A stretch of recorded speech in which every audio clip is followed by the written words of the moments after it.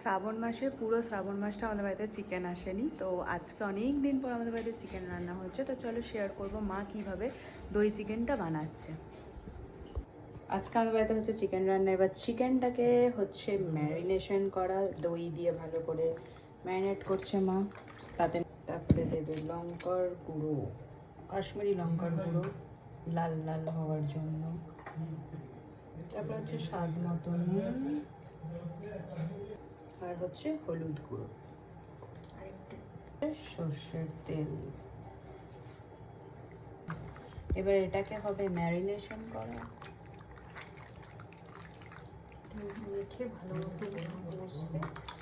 চিকেনটা পুরো ম্যারিনেশন করা হয়ে গেছে। এবার এটাকে রেস্টে দিতে হবে ওই 15-20 মিনিটের মতো। তো চলো যখন রান্না করবো তখন আবার শেয়ার করবো। এবারে রসুন, টমেটো আর কিছু পেঁয়াজ আর আদাটাকে পেস্ট করতে দেবো। আর এখানে মা চিকেনের জন্য পেঁয়াজ কেটে রেখেছে। চলো পেস্ট করে নিই। এই পুরো পেস্ট হয়ে গেছে। আলুগুলো ভাজতে দেওয়া হয়ে গেছে। এখানে হচ্ছে তেল গরম হয়ে গেছে। প্রথমে দেবে হচ্ছে জিরে, সাদা জিরে, তারপরে তেজপাতা, আর এদিকে হচ্ছে গরম মশলা, দারচিনি দাও। আচ্ছা, গরম মশলার মধ্যে প্রথমে পড়ে গেলে এলাচ, একটু ফোটে। এবার ভাজবে হচ্ছে পেঁয়াজগুলো।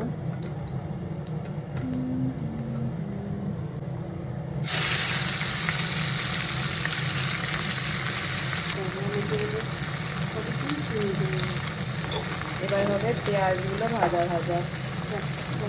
আর এখানে আলুটা ভেজে তুলে রেখে দিয়েছে। পেঁয়াজটা এখানে পুরো ভাজা ভাজা হয়ে গেছে। এবার মা দেবে হচ্ছে মশলা, যেটা আমি পেস্ট করে রাখলাম। মশলাগুলো দেবে। চিকেনের এইটুকুতে এত সুন্দর গন্ধ বেরিয়েছে, কি বলবো।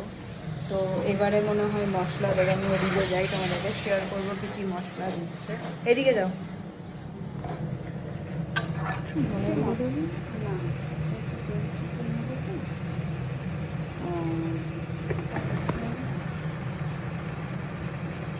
এই গোটা রসুনগুলো আমরা সবাই ভালো খাই, আমার তো খুব ভালো লাগে। কারা কারা এরকম খাও জানাবে।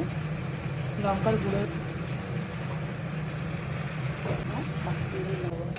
এখানে এই কিন্তু চিকেনটা কষতে দেওয়া হয়েছে। এবার এটা ভালো করে কষা হবে। তার এই হচ্ছে কিন্তু চিকেনটা পুরো কষে এসছে,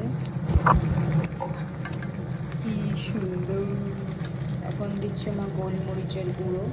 এই যে ঢাকা খোলার পরে দেখো কি সুন্দর জল ছেড়ে এসছে। এবার এই জলে জলেই চিকেনটা কিন্তু সেদ্ধ হবে। আর